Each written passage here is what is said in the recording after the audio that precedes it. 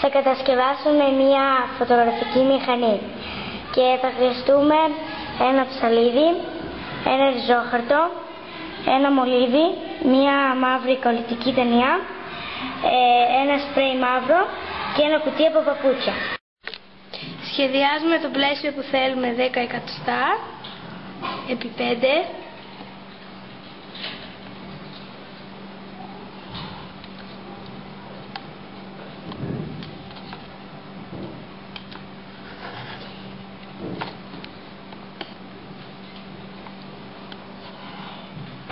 Και μετά το κόβουμε.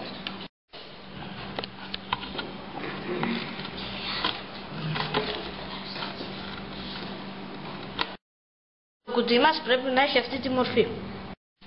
Στη συνέχεια το γυρνάμε και κάνουμε μια τρύπα στο κέντρο.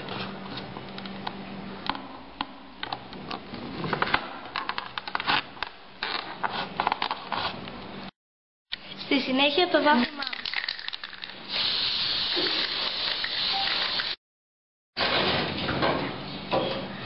Το κουτί μας είναι κάπως έτσι. Στη συνέχεια κόβουμε τις δύο πλευρές του κουτιού, όχι μέχρι κάτω.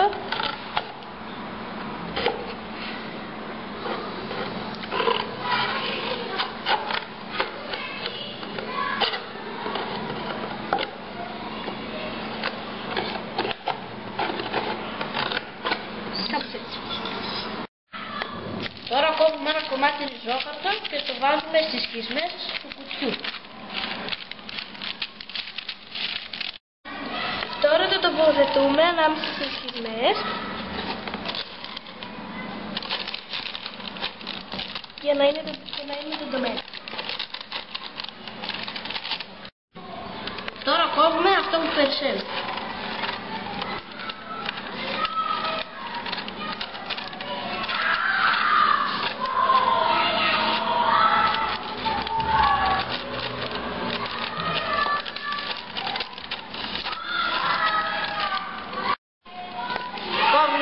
Ένα κομμάτι ταινία και το βάζουμε στις πλευρές του κουτιού. Το κουτί μας είναι έτοιμο και τώρα μπορούμε να το χρησιμοποιήσουμε για να δούμε το είδωλο που θέλουμε να δούμε ανάποδα. Με αυτό το κουτί που φτιάξαμε φαίνεται το είδωλο ανάποδα. Αυτό είναι το είδωλο από μέσα.